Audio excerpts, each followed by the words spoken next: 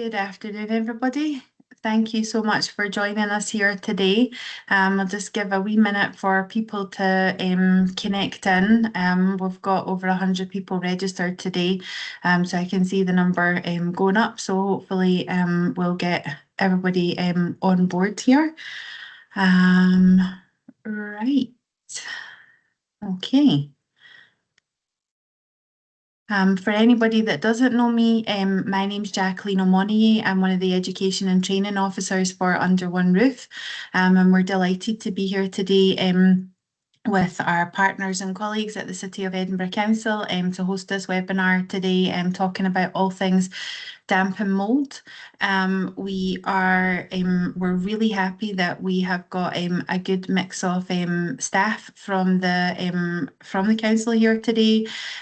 We have got Tom and Kate here from the private sector trade and standards section of the council. We've got Claire from environmental health, and we've got Christine and Denise who deal with all things shared repairs. So they will come back on once we've completed the presentation today for the Q&A portion of the event.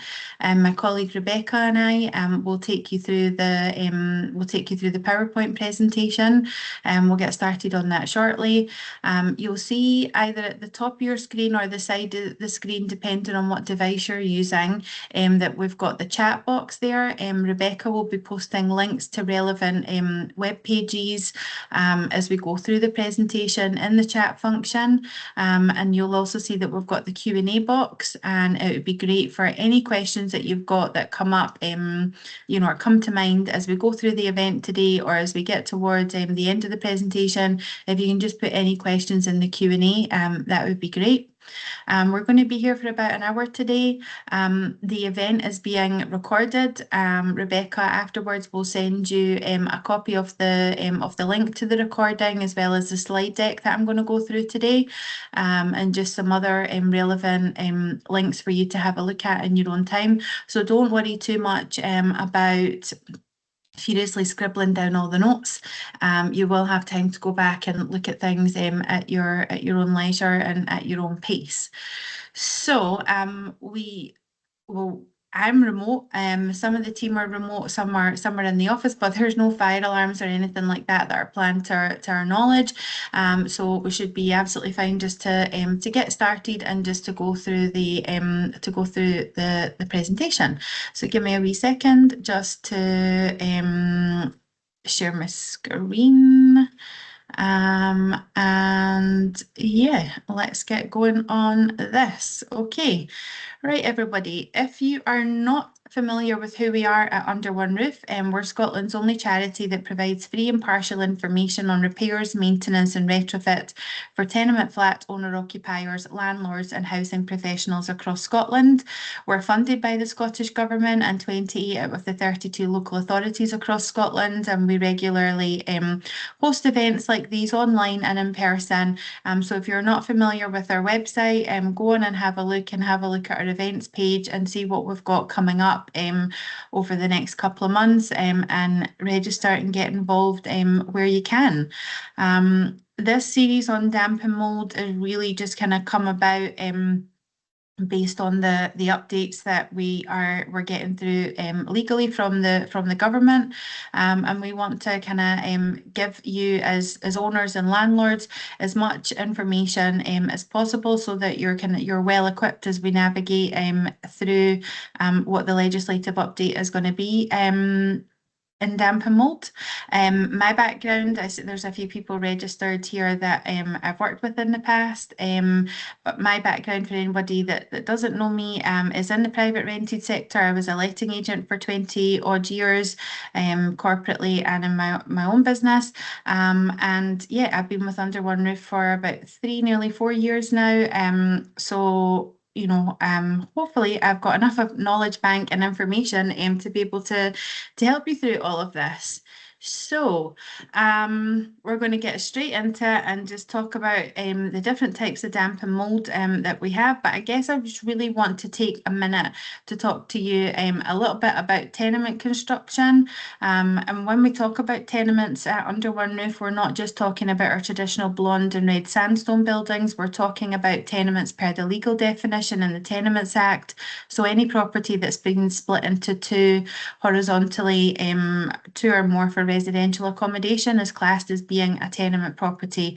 So your low-rise and high-rise buildings, your modern developments, flats above shops, converted townhouses and villas, as well as your traditional red and blonde sandstone buildings are all classed as being tenements. If we think about traditional tenements for a second, and we consider the construction of them. There's a lot of timber that's in there, that's in these buildings. There's timber in the joists and the sarking boards and the roof. There's timber in the wall constructions.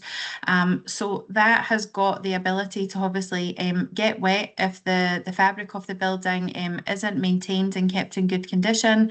And that can obviously allow damp to develop, which can then lead to all sorts of issues with mold and quite significant repair issues. So if we go back to our standard definitions and we think about rising damp, a lot of people don't necessarily know that there's different types of damp that you can get, or it might just be something that you need a refresher on. But rising damp is the upward movement of moisture from the ground into the lower section of a building's walls.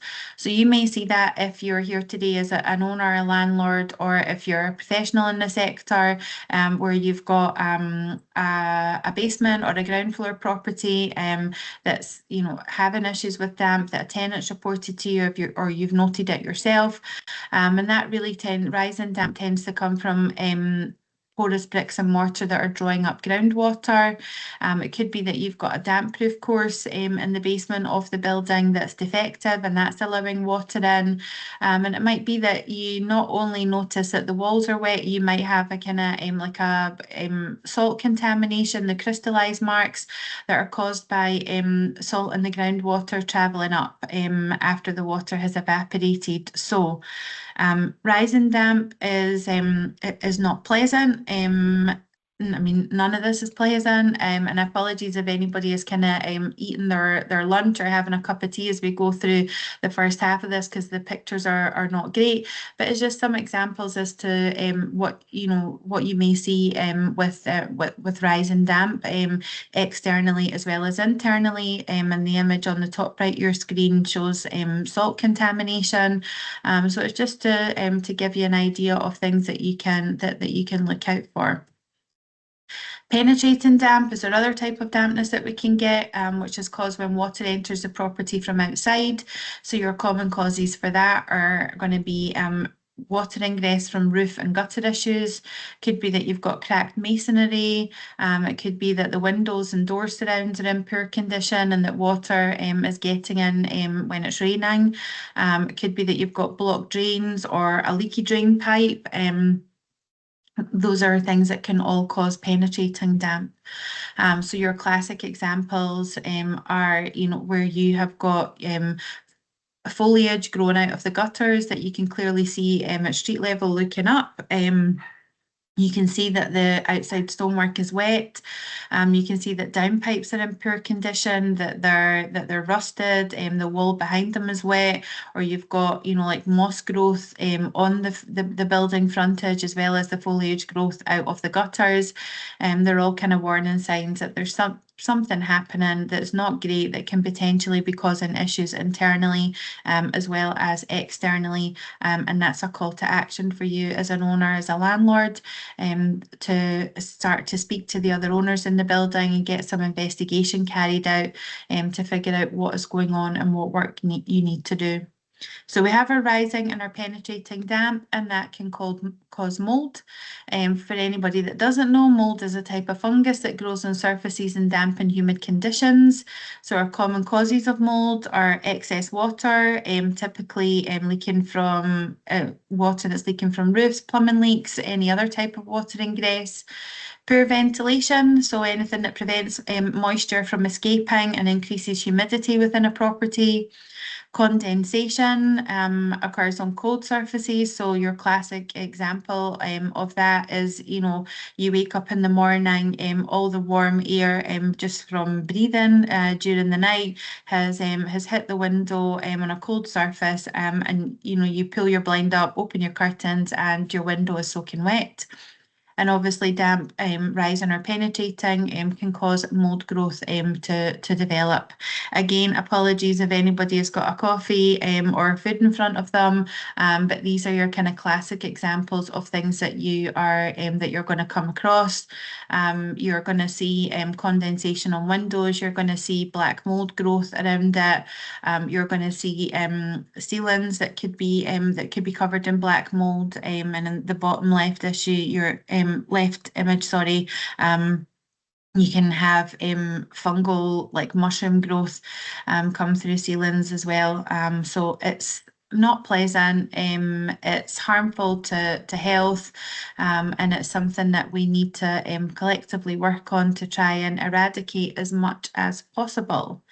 So, why is it important for you to maintain and look after your building where you have your property in? You may have issues that are affecting the property that you own right now, and you're not entirely sure where they're coming from, or it may be that you have a good idea that there is, there's some kind of issue going on with the fabric of the building, whether that's the stonework, whether that's roofs, gutters, whatever it may be. Why do you need to maintain and look after your building? You need to know what your responsibilities are as an owner. Remember, when you bought your flat, you didn't just buy your flat, you bought a share of the common areas, and you're responsible with the co-owners in the building for maintaining the building and looking after it. You need to be aware as an owner, as a landlord, what the condition of the building is where your property is. It's not enough just to say, well, my flat's fine. I've just put in, like 30 grand's worth of kitchen and bathroom into my flat. It's absolutely great. I'm happy with it. And whatever happens, I'm on the ground floor. Nothing's happening with me. Whatever's going on the top floor is not my business. It absolutely is your business as a co-owner with a shared responsibility of the building.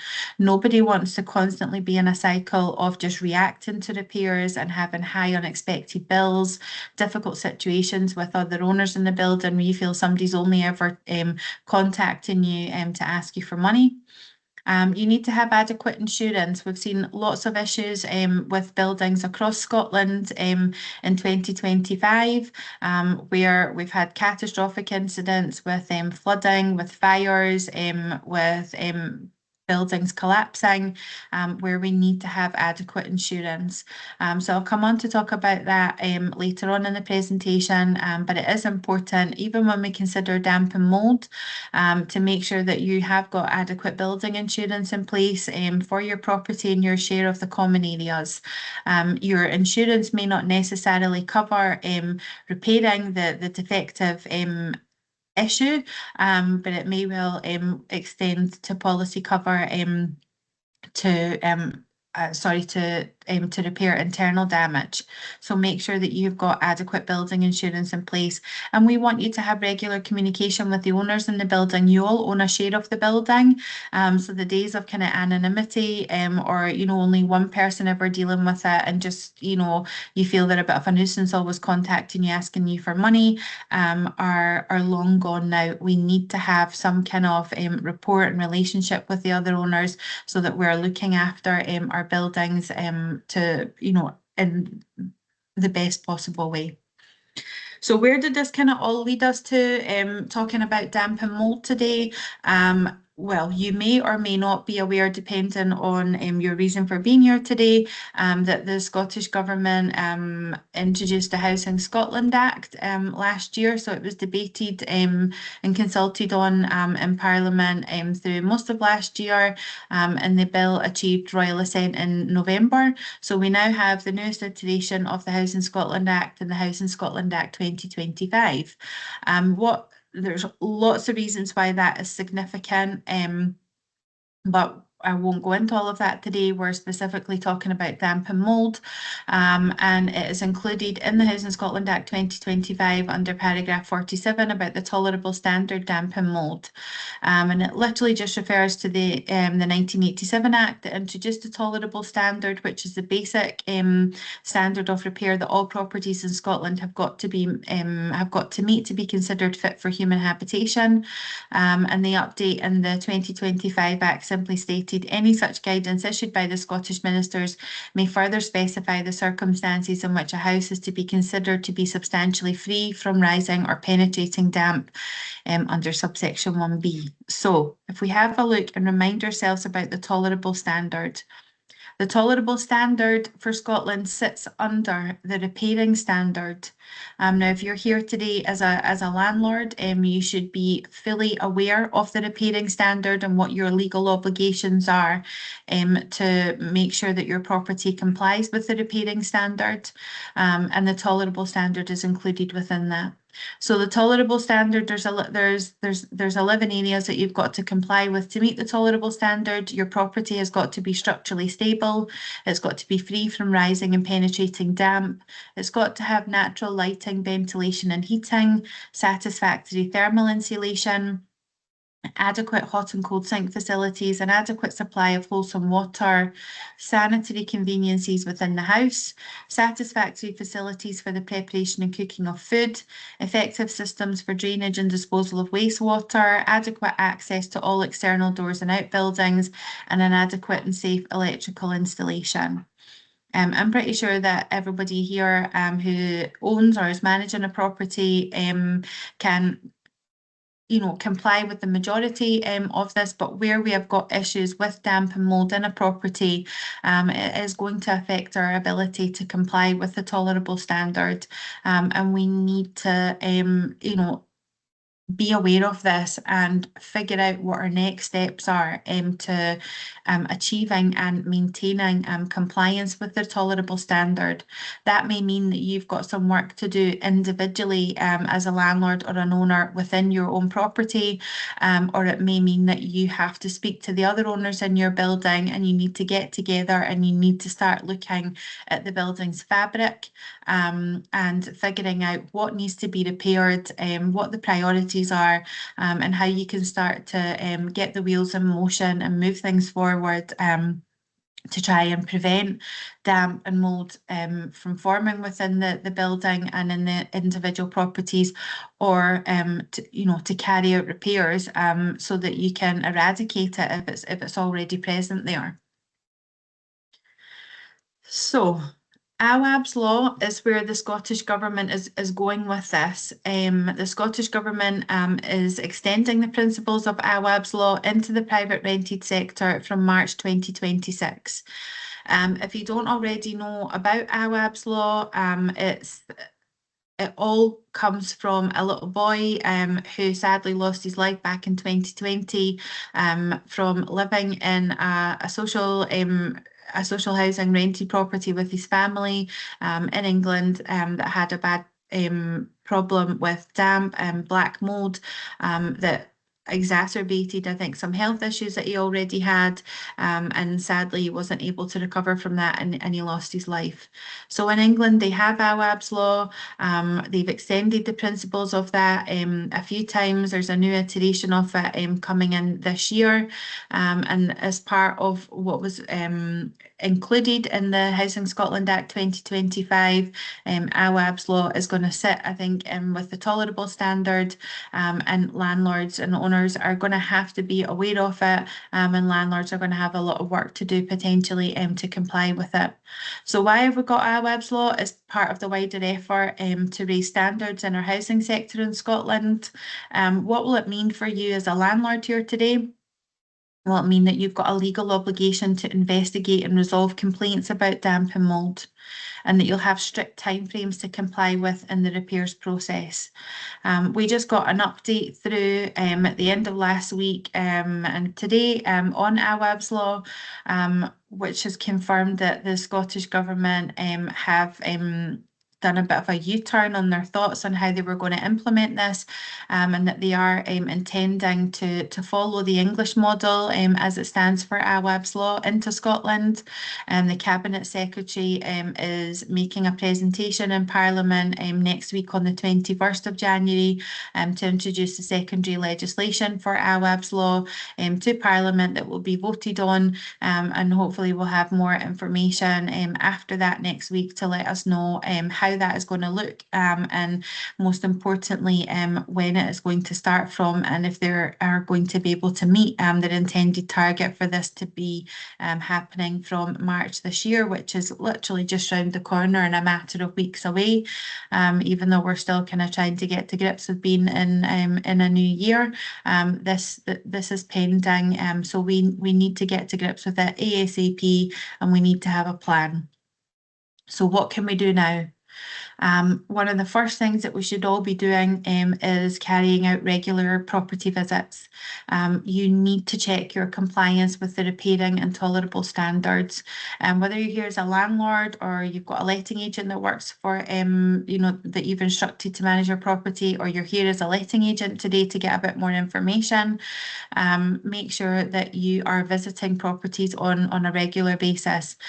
We know that it can be tricky sometimes with certain tenants to get access to properties, but we have got authorised purposes for access in Scotland, so to carry out repairs, to carry out property inspections, and to carry out valuations in accordance with the repairing standard.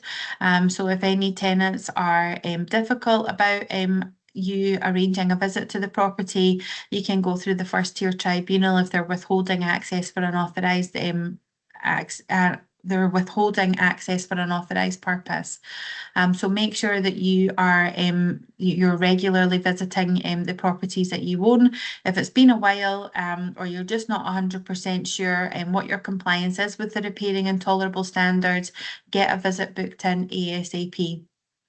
What about if you're here today and you think, well, there's potentially going to be issues with damp and mould in a certain property. Historically, things have happened, or, it's just, I've got something ongoing at the moment. What can you start to do now? Most important thing is, again, to arrange a visit to the property and to have a look at what's going on. It might be that, depending on where the mould growth is or the extent of the damp, the damage, you might be able to carry out some initial kind of troubleshooting. If it's within arm's reach, you might be able to clean an area that's got black mould growth on it, to try and see if that eradicates the problem, and then arrange a follow-up visit to see how that is. Is it something that's resolved the issue, or is it something that needs further attention? It's really important that whatever it is that you're doing when it comes to complaints about damp and mould from this moment on, that you have got a dossier of evidence to support the action that you've taken. You need to be keeping written records with photographs, okay? We've spoken to the guys that are here today from Environmental Health last week about this, and it's one of the most common things that they come across when they've been asked to get involved in certain situations, that the landlord said that they've gone to do this, or the tenant said that something was supposed to happen but it didn't. There's not the evidence to support any action being taken. So make sure that you have got some kind of written record that you can keep in a file, whether that's on your computer, your phone, whatever it may be, that you can clearly access, and you can show to the relevant authorities to say, look, I was notified on X date that there was an issue. This is the information that I received. This is when I booked a visit to the property. This is the action that I took whilst I was there. And here's all the photographic evidence to support that. And here's the date that I'm going for a follow-up visit, or here's when I went for a follow-up visit. This is what I found, and this is the further action that I've taken. If you're working with a letting agent, make sure that you are up to date with what the letting agent's terms of business agreement has stated about this and their policies and procedures to know who it is within the agreement between you as a landlord and your letting agent that's going to be responsible for this stuff. Your letting agent will be contracted to do so many visits to a property per year. You need to make sure that they're complying with that they've got policies and procedures in place about how they will deal with complaints about damp and mold on your behalf and who is responsible for what, and that you understand what your responsibilities are as a landlord within this situation. It's important that you check the effectiveness of heating and insulation installations within your property to make sure that they're working effectively. Home Energy Scotland is a great resource for landlords to use if you're not already in contact with them. They've got surveyors and staff who can provide great support to landlords about the correct types of heating and insulation systems that are, that are right for the type of property that you have. They've got access to grants and funding for landlords, so they can chat you through all of the available options. If you're concerned that your building is not or your property isn't adequately insulated or your heating system is just not in a great working order, it's come to the end of its life and you're thinking, what can I do now? Speak to Home Energy Scotland. Make sure on the subjects of heating systems that they're being regularly serviced, so that they are, that they're working to their optimum, that radiators are being bled on a regular basis, that your tenants have got a key to bleed radiators and they've got written instructions on how to do that. And why is it important to bleed radiators? I'm thinking, Jacqueline, what are you talking about that for? The reason is that if you want a heating system to be working to its absolute optimum. There's no point, if you've got issues with damp, mold, condensation, and you need to regularly heat and ventilate a property. If only 25% of the radiator is heating up because it's choked up and it needs to be bled to allow it to fully heat up. It's important that tenants know how to do that. You need to make sure that you are giving your tenants copies of the safety check certificates and service paperwork, so they've got a copy for their records. It's extremely important that you're checking all the ventilation systems that you have in your flat and that they're working properly. So what does that look like? Well, that looks like when you go for a visit, make sure that all the windows open properly.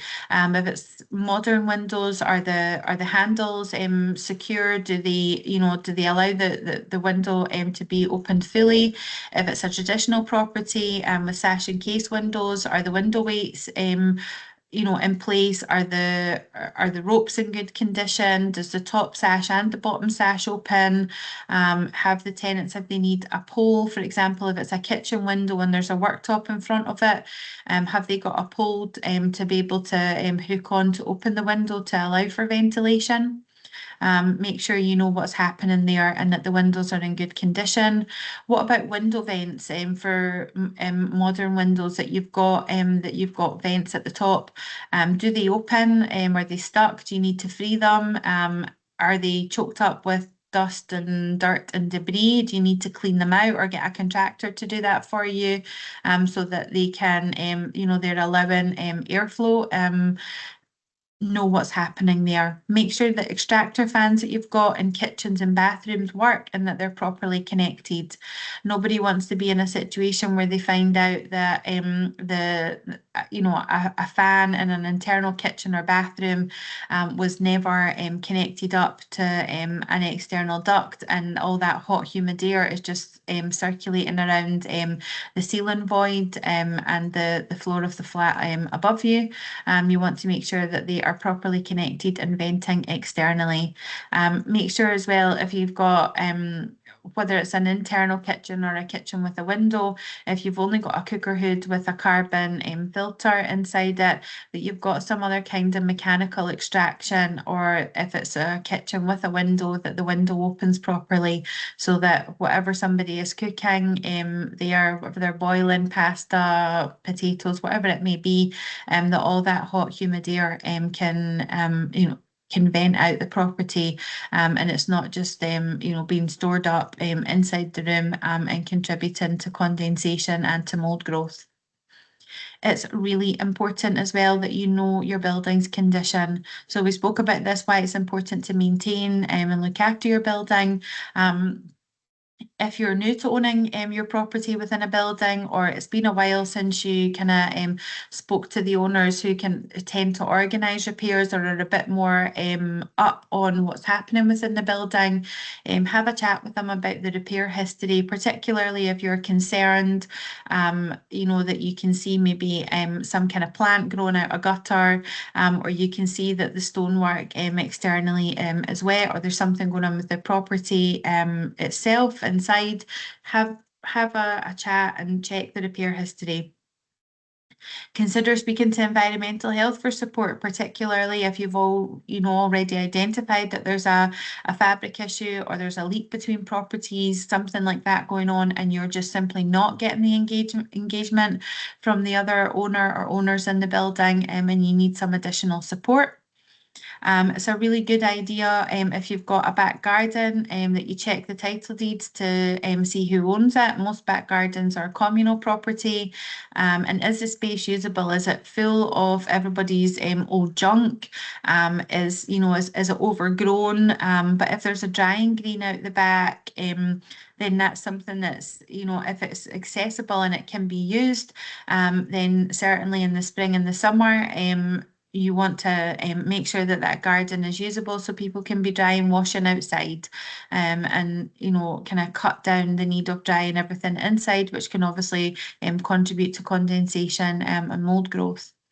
And it's important to speak to the other owners in the building. If you've not got together for a while, you don't really know what's happening, you're concerned that there could be fabric issues from the roof or something else, gutters, masonry, downpipes, etc., or a damp proof course, or something else happening in the basement, get a professional building survey. It's not cheap. It's probably going to cost you somewhere between £1,200 to £2,000. It's, as I say, it's not cheap, but it'll be split amongst all of the owners, and it's a really good way for you to have a professional report with a kind of traffic light report stating in red what you need to deal with urgently, and then what you can plan for in the future.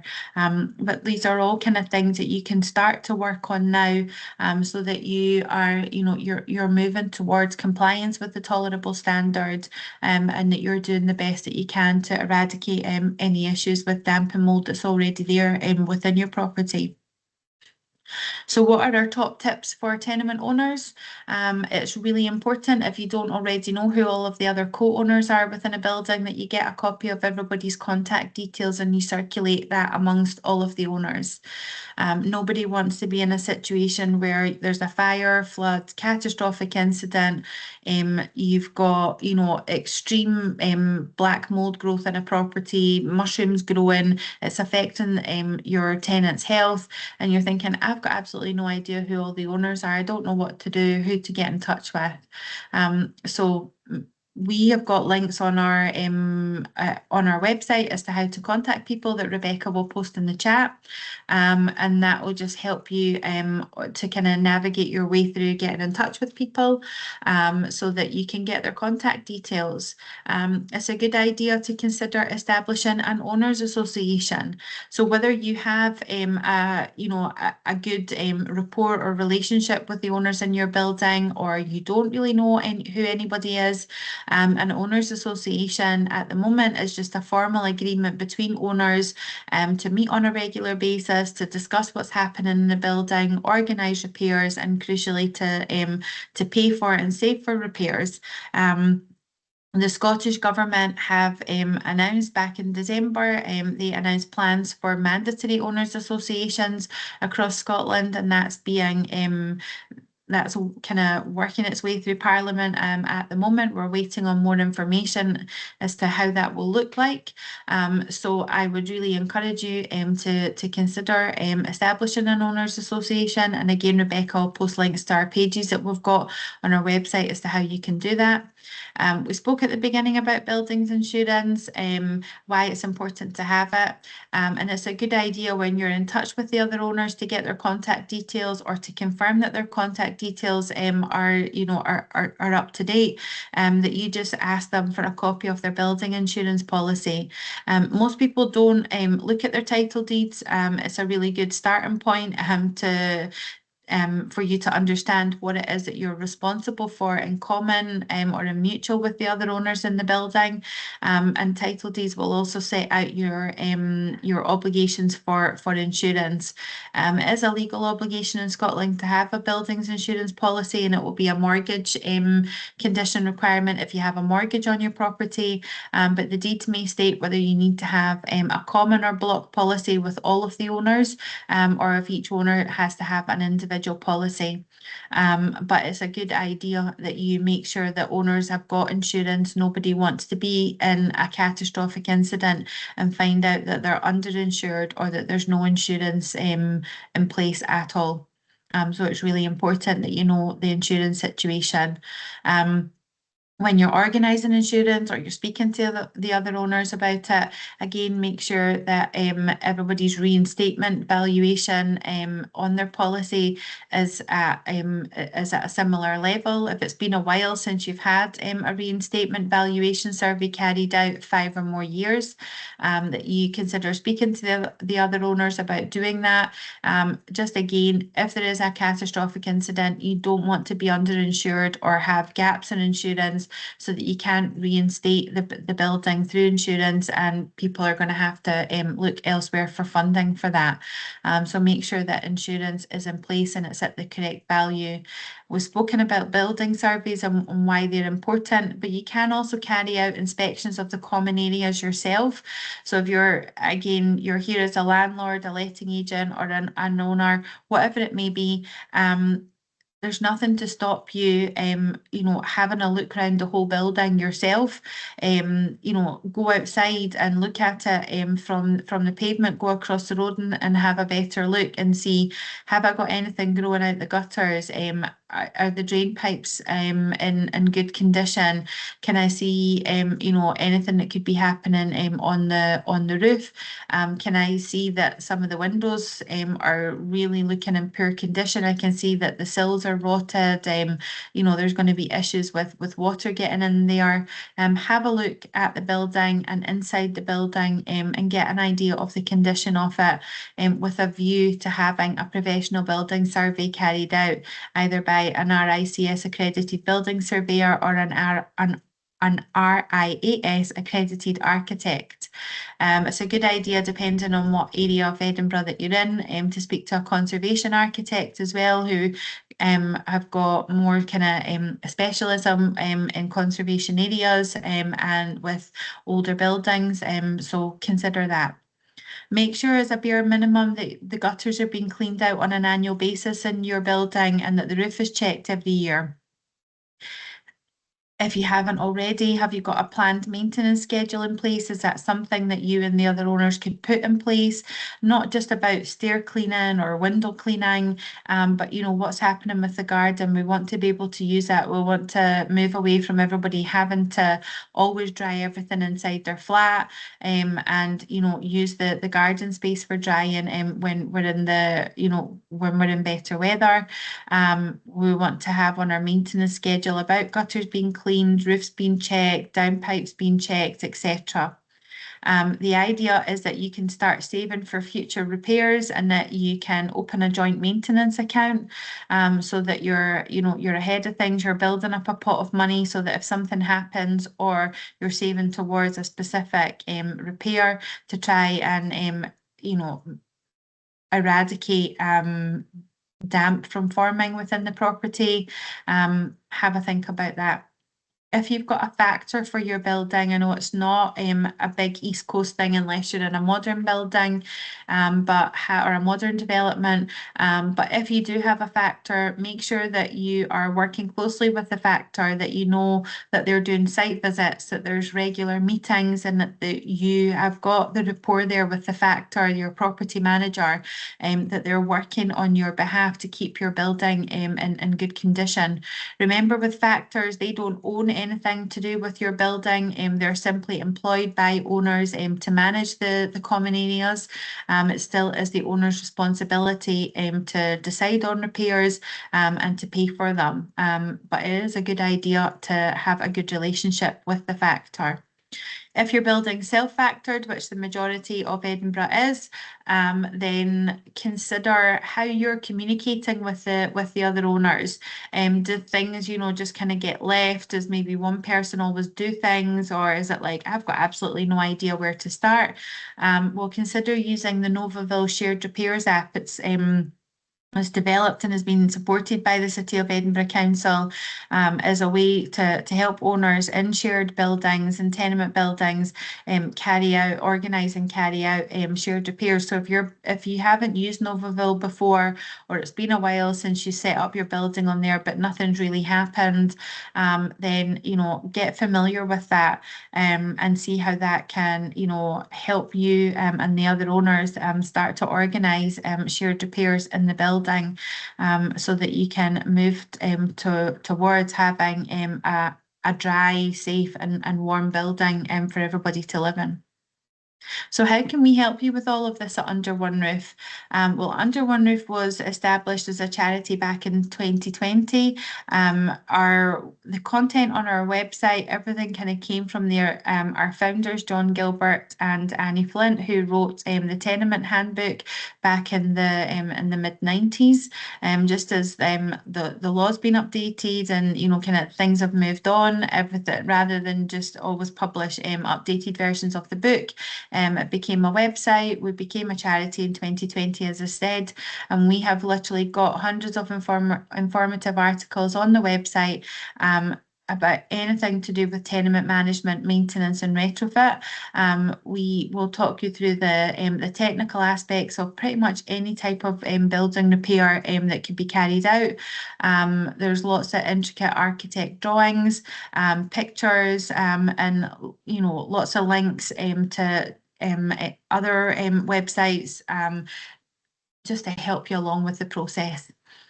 We've got an inquiry service that's really popular. It's called Ask an Expert. So when you go onto the homepage of the website, you can click on the Ask an Expert button, fill out the form, and it'll come to me or my colleague Stephen, and we'll get back to you within a couple of days. We regularly answer around 150 inquiries a month. Edinburgh is one of is our top two. Edinburgh and Glasgow are the top areas where we get the most inquiries from on a monthly basis. But we are here to help you, so please do get in touch with us. As I say, this session's been recorded. You will get a copy of the slide deck, so you will have my email address, so you can contact me directly on your own time if something comes to mind, or you just got something that's a bit more kind of meatier than what we're going to be able to handle in the Q&A. But for now, I'll stop sharing my screen and we'll go back into the main arena. Rebecca, hi. Hi. Hope everybody got something useful from that. Absolutely, that's very comprehensive. Thank you, Jacqueline. So we don't have any questions from the attendees. So I've popped one in the Q&A just to kind of kick us off. Just a reminder to everyone to please pop your questions in. So we're going to start off with, if there's damp and mould in a common area of my building and I'm keen to get it fixed, but my fellow owners aren't, what can I do to get them to act? Good question. That is probably one of the, I guess, the most popular type of inquiries that we get about the lack of engagement from other owners within a building, particularly if you own a flat on the top floor and the roof's leaking into your flat, or you're on the ground floor and you've got something from the basement. Other owners just don't want to know about it. But it's just as important whether something's happening inside your flat or whether that's in the building itself, in the common areas. So if you're keen to get it fixed, then it's a good idea to know exactly what the issue is internally. You've got a photograph of it. That you can contact all of the other owners, so you've got all of their contact details.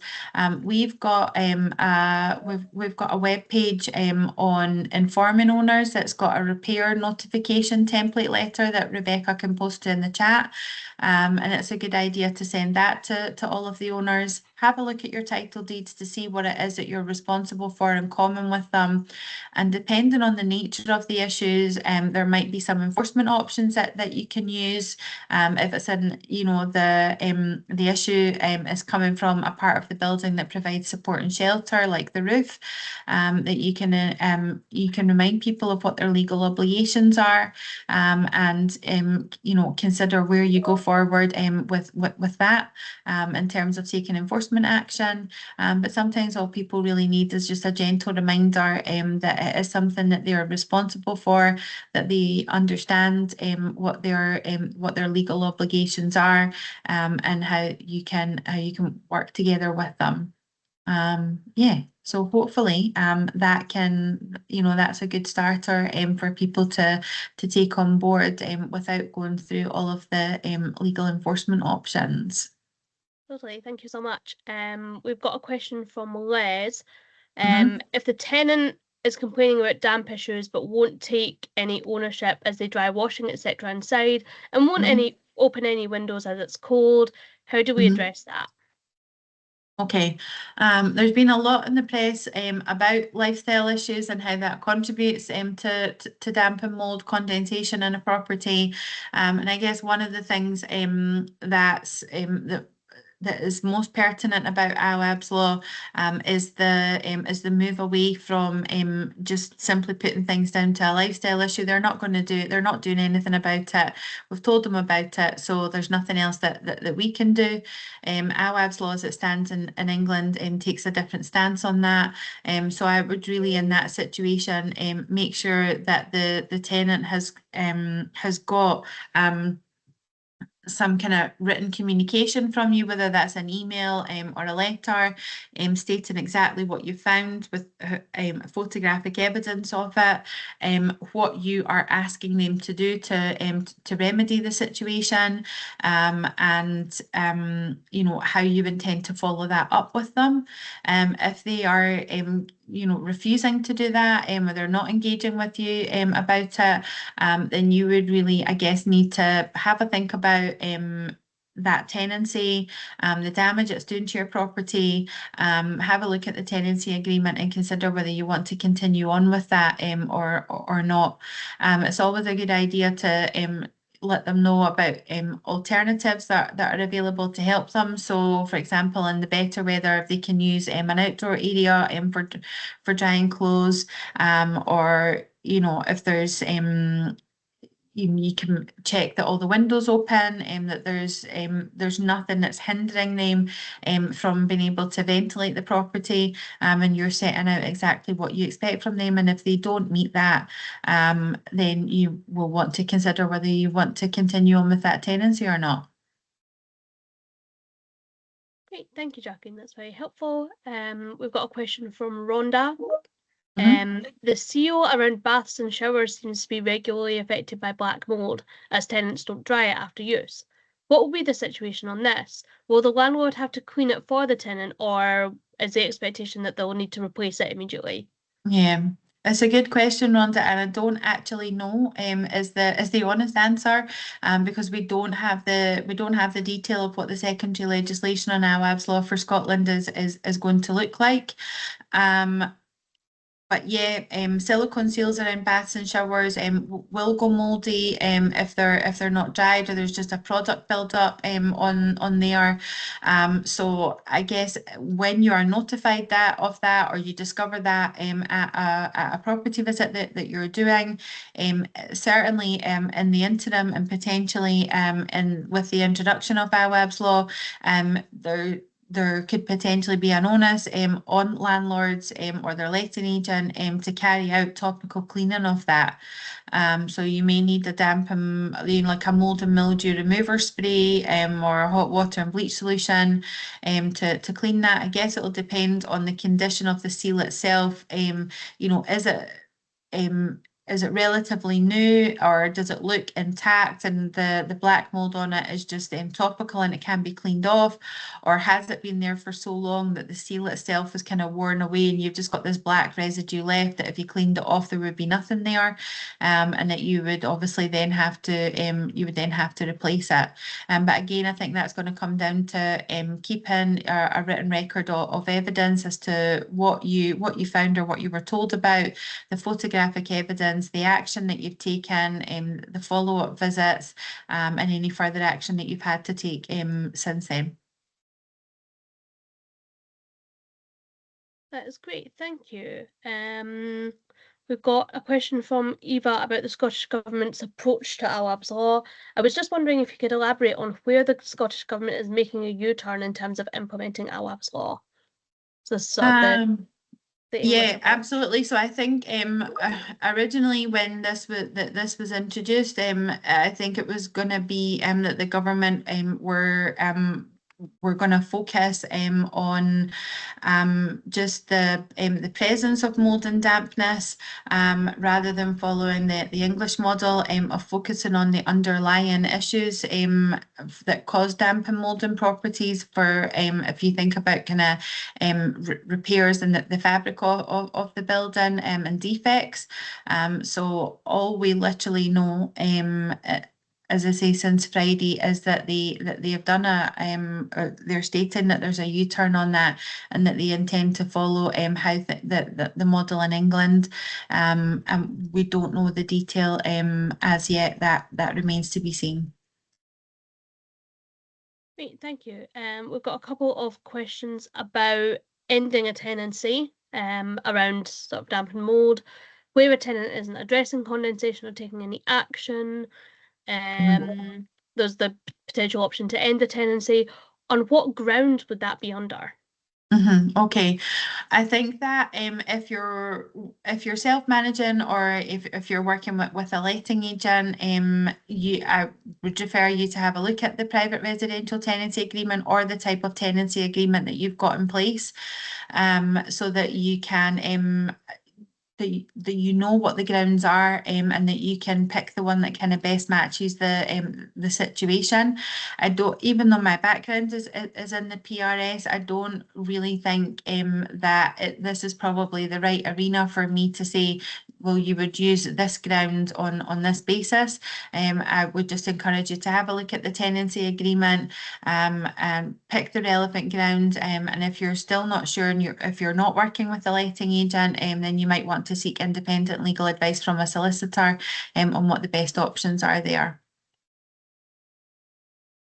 Great, thank you. And we've got a question from Ramya, who asks, is there a legal obligation to provide the property with an extractor fan or dehumidifier where there's severe damp and mold?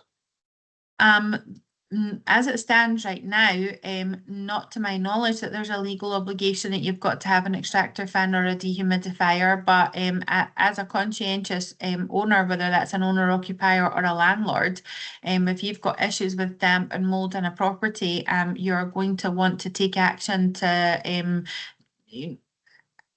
do anything that you can do to remove it, and eradicate that from your property before it causes further damage, not just to your flat but potentially to other properties within the building. So it may be that you are that you're taking action yourself, or on the advice of your letting agent, or potentially that you've had a damp and mold specialist firm come out, and if the recommendation is that you need mechanical extraction in a room or rooms of your property, and that a dehumidifier would be helpful to withdraw excess moisture in the air on a short-term basis, then I would absolutely recommend that you follow that course of action to to prevent things from getting worse, to try and eliminate as much as possible the spread of it, where it could potentially have a detrimental effect on somebody's health and well-being, and so that it doesn't cause further damage to your property and to the building itself. Great, thank you.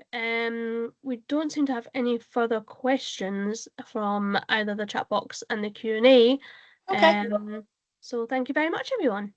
Great. All right. Lovely.